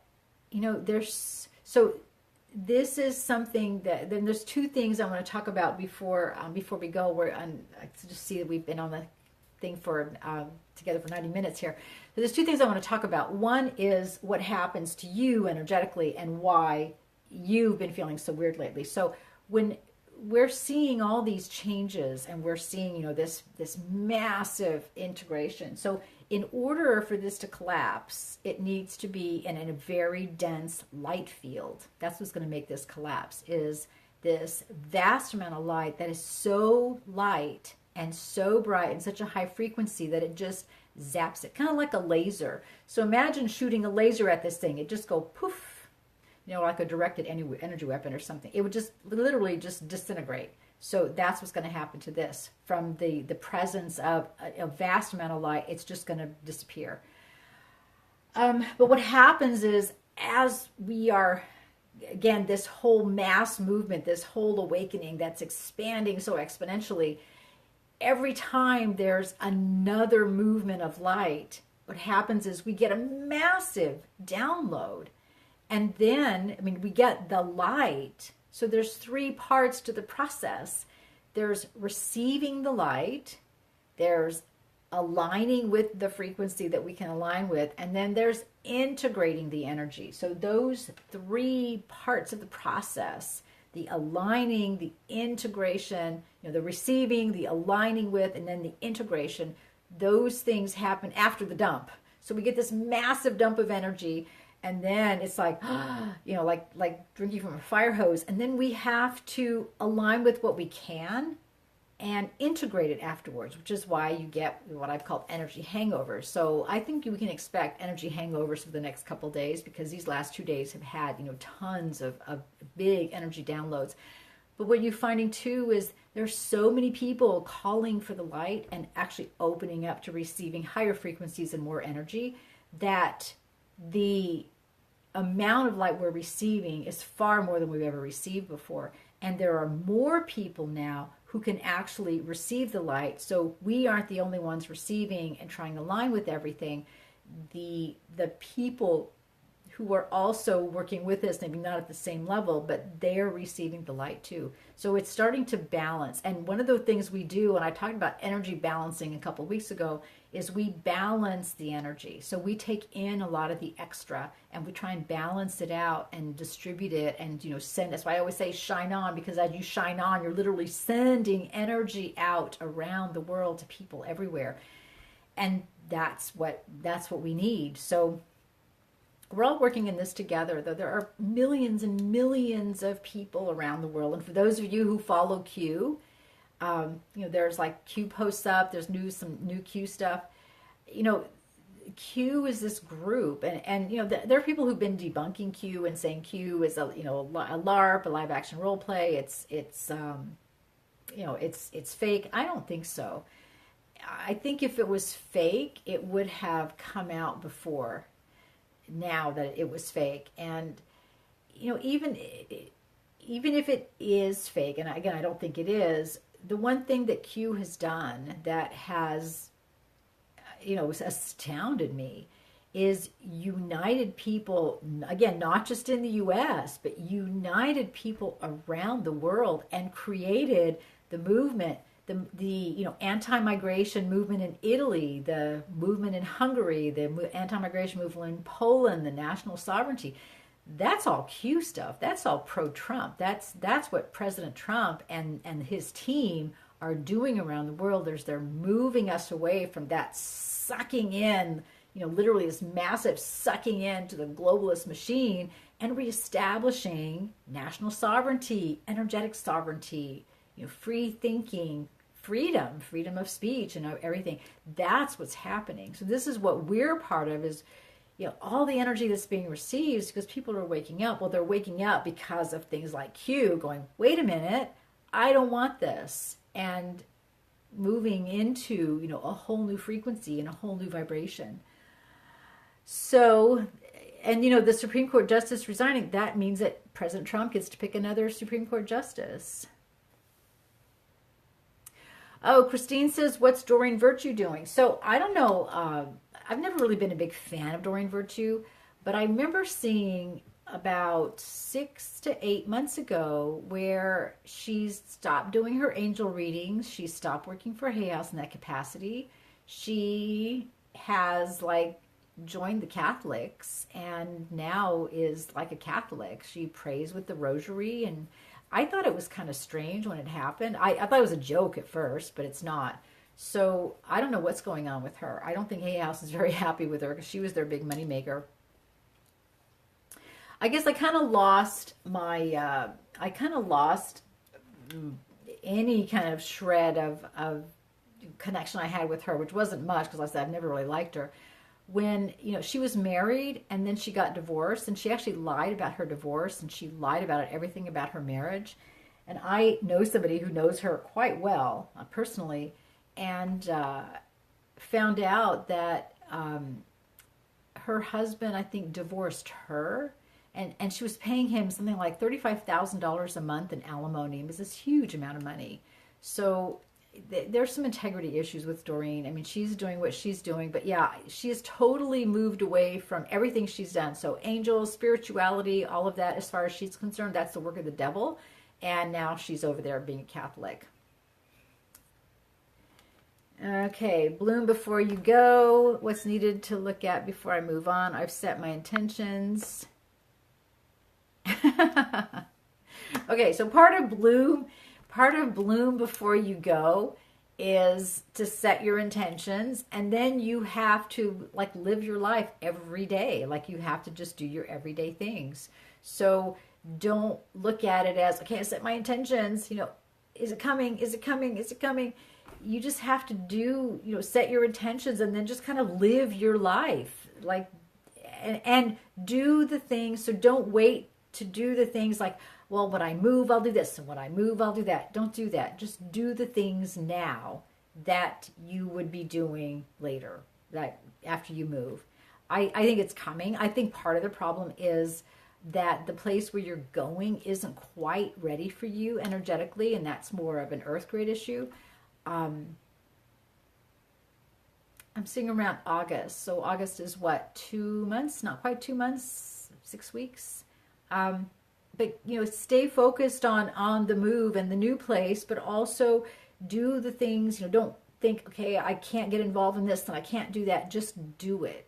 And that way it's like you're setting the energy for your new space where you are. And that's what I meant by bloom before you go. And you can look up my Bloom Before You Go article. That's on, just look it up on the internet. Just Google enlighteninglife.com and then Bloom Before You Go, and you'll find the article.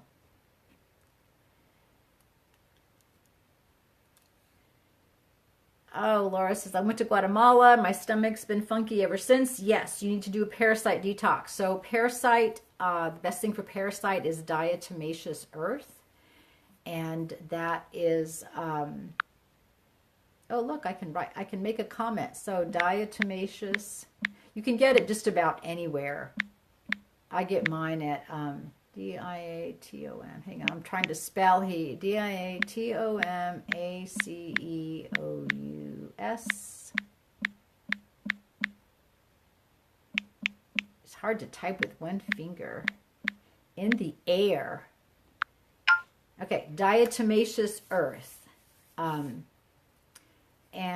Yeah, you need to do that. Take it for 30 days and then wait a day and then take it for another 30 days to get the eggs that hatch.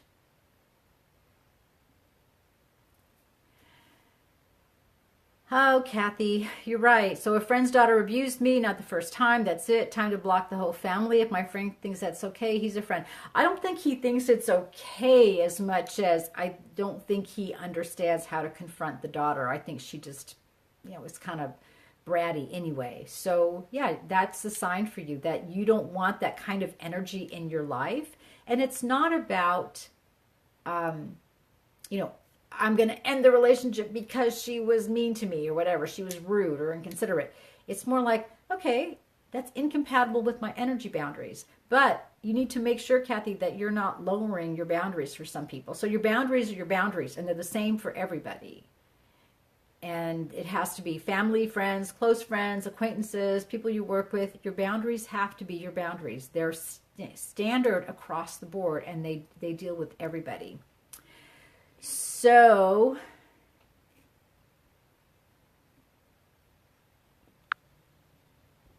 hang on.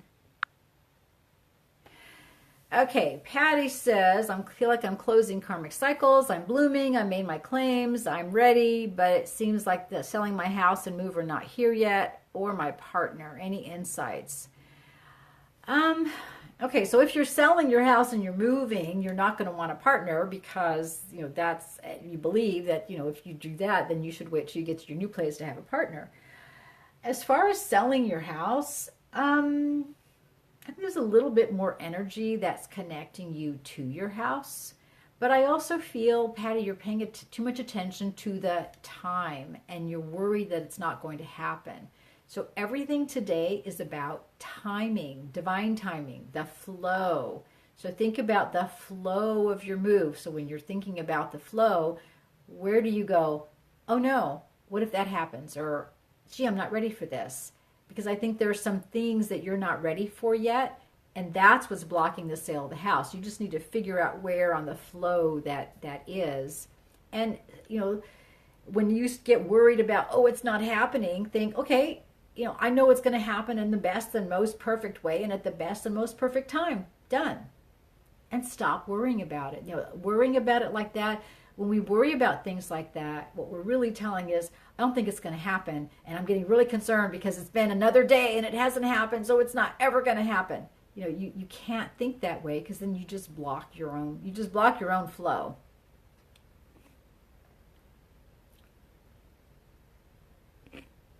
Okay. Christina says, I don't know what to do with my life, but what I'm doing now isn't it. Okay, that's a really powerful place to be because you're kind of at that transition point. You're at that jumping off point. You're not sure what direction you're going to jump off in, but you're ready. Like you're on the diving board, you're ready, you got your little hat on, you're ready to go. So, two things. One is don't lock yourself down to only one thing, and the other is don't look for the most perfect thing. So often I find we get stuck because we look for the thing that's going to answer all our problems, that's going to be a solution to all our prayers, that's going to be it, that's going to be the last thing we do, that's going to be like the be all end all.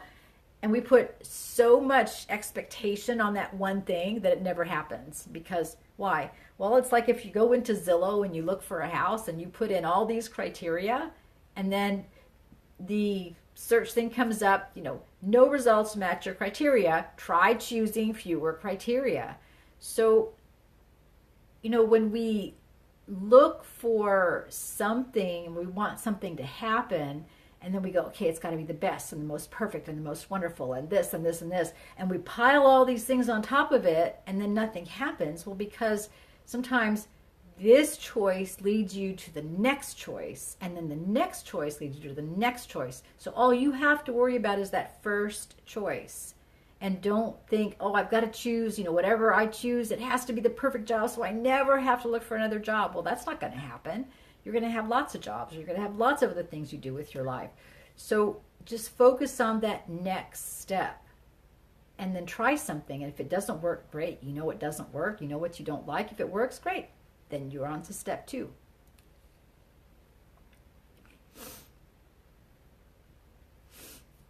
So Tony says, I retired but couldn't live on that, so I went back to work, but not what I used to do. What do you see for me in the future as it relates to me working? What will I be doing? Okay, so I think that you retired because you really needed to get out of your other job. And I don't think you, I'm going to say, kind of had like an idea of what it was to be retired. So you went from having a paycheck to literally having no paycheck and living off of pension or retirement. And I think that was a big shock to you. So you had to go back to work, but that was kind of like you weren't, age-wise you could have retired, or with longevity or whatever, you could retire. You've got other things to do with your life. And I think you haven't explored yet some things that about you that that you love, that are actually quite strong points for you. I see you traveling, and I see you like traveling and blogging about traveling. And I'm not sure what you used to do for work before, but you're kind of detail oriented, you're organized, and you've got, it's like you're good at doing assessments of things. So you could do like assessing event venues around the world, or assessing resorts and writing about them. There's, the beauty of the world today is there are literally millions of things that you could do for a job. One of my children is a DJ. One of my children is a video game designer. He makes video games for a living, which everybody I meet thinks that's cool, even grown men, which I think is really strange. Elaine, can you tell me if I need supplements for better health? I've been taking supplement herbs for my adrenals. Yes, if you're supplementing your adrenals because you have adrenal fatigue, you need to also be taking therapeutic doses of magnesium, because magnesium is the basis for adrenaline. So make sure you're taking magnesium as well.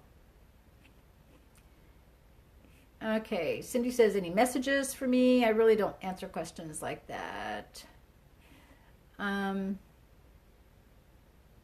Shelley says, I think Doreen was threatened and went off grid almost. Something weird happened with her, because I remember her announcing that literally she was going to become Catholic, and I thought, well, that's kind of strange. And then she just kind of went, she kind of disappeared. So I'm sure that Hay House was not happy, because she was their biggest she was their biggest moneymaker. And Reed Tracy, the CEO of the new CEO of Hay House, I do not like him at all. Okay. Cindy says, any messages for me, please, and God bless. Um, I don't know what you want to hear, Cindy. I think you want like a message of hope. I think you want assurance. I think you want um, like some positivity in your life. And those are things that you have to create for yourself. You know, you don't need permission to be this great, wonderful person and have this great, wonderful life. And I think you sit and you wait for that to happen. And that comes from your childhood, but you need to just go out and start and you know, not be afraid to do the wrong thing. Um, Christina says, why do people feel someone took all my energy and part of my soul? I'm not, oh, why do I feel like that? Okay. So I will say, somebody can really tell you that. Um, why do you feel like that? I don't think somebody took it. I think that as part of this ascension cycle, that you've kind of contributed it to the process and now you need to take it back. No one can take your energy without your consent and participation. Donna says, I've started a temporary role in a florist shop. Well, that would be cool. It would really smell nice. I'm considering further education by a career exchange course. I feel this is a good move. Yes, I think it's a great move. And I think you should explore different careers. And also to let you know, like all you indigos, you are happiest when you are multitasking. So you need to be doing 3, 4, 5 different things, whether that's, you know, cooking and writing a cookbook and doing the florist shop and painting pictures or taking care of dogs or whatever. You have the kind of mind that works best when you've got multiple things going on. If you try and narrow yourself down to one choice, you'll choose nothing because you think, okay, I choose this, everything else falls off the table. You can't do that when you have indigo energy. You have to give yourself the ability to multitask, to have all these different things, you know, all these little plates spinning in the air, and you'll manage them all. But that's what is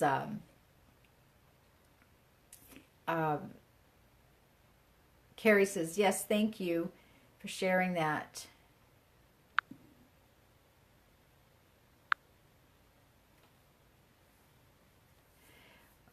So Kathy says about the child abuse, I'm his only friend. She's 30. Well, he just has bad. I'll tell you something. My children one of my children is 30 and the others are, you know, between 30 and 40.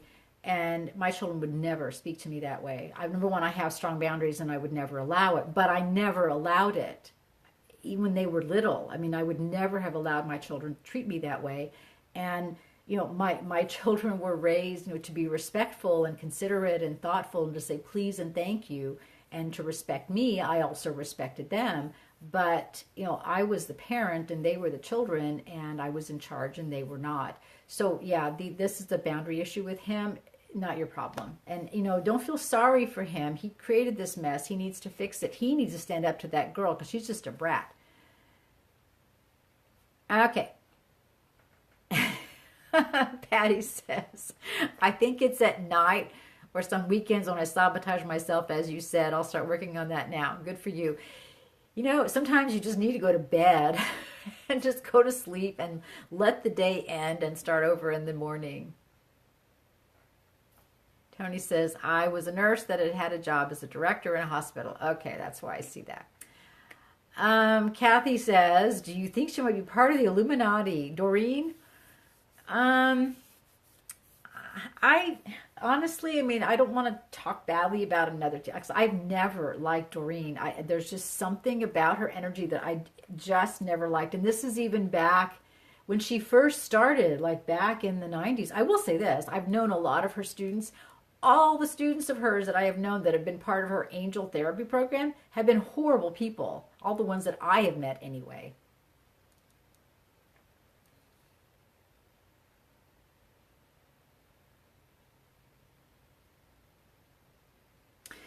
Um, So I think, well, I think Reed Tracy is definitely part of that group, and I, ever since he took over Hay House, I think Hay House has taken the wrong turn. Um, I don't know what Shelly means about her apps.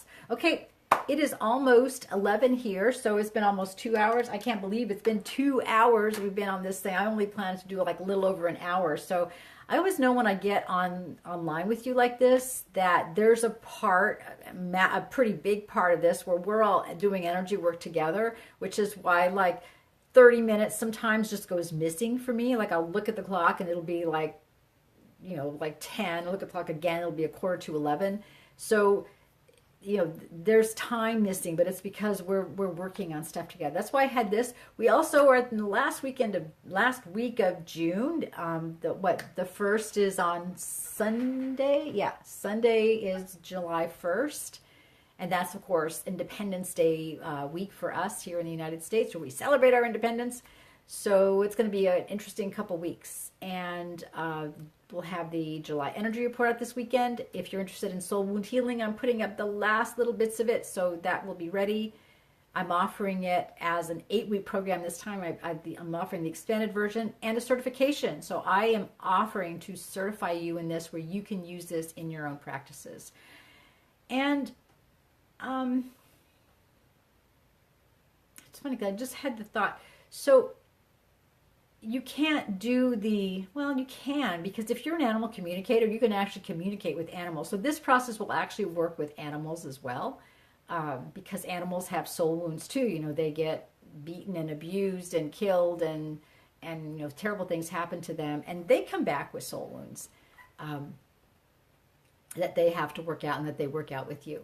So I'm going to sign off. Thank you everyone for being here. Again, this is recorded, so it's going to be available to you as soon as it posts on Facebook. I will talk to you all tomorrow. And if you're in the 21 Days of Compliments Facebook group, I will post the link in my page. We are, I think, on day 6 or day 7. So we'll have we get daily posts. We're doing 21 Days of Compliments to change your relationship. It's free. It's a Facebook group that I started. So I'm going to put that up there, and you guys can participate in that. It really, really works. It's a process that I've used with my clients for years. It is absolutely wonderful for changing your relationships, for shifting the energy of your relationships. If they're good, they can get better. If they're bad, then you'll realize that they're bad, and you'll have closure. And that's what it's important, right? We always want closure. So thanks everyone. I love you all. Big kisses and hugs. And thank you again for being here, for all your support. I feel like, we're like one big happy family, and we are so close to, the completion of this cycle, and we've done it. I mean, we need to celebrate the fact that we won. We are here. We've done it. We've exceeded our expectations. We've exceeded the scope of our assignment. We have created the ascension path. We've created the 3D, 5D integration. We've uncovered the core of 3D. We've created mass momentum. We have all these people clamoring for the light and coming together. We need to celebrate that, because we did it. This was us. So pat ourselves on the back. Yay for us.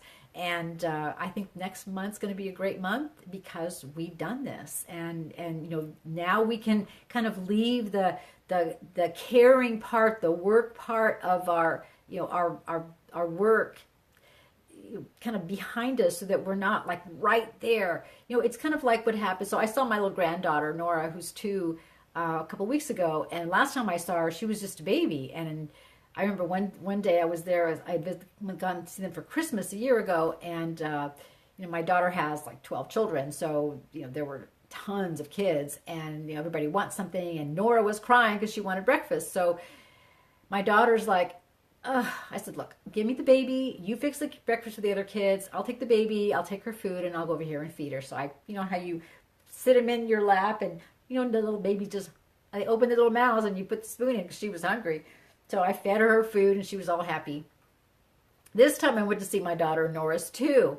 So she's like sneaking food out of the kitchen. It was so funny. Like she'd get a chair and she'd pull it up to the counter, and she knew where everything was, and she'd like open the pantry and get a bag of chips, and then you see, Nora sitting on the couch, like she's got this massive bag of potato chips that's bigger than she is, and she's eating potato chips. Like, where'd you get those?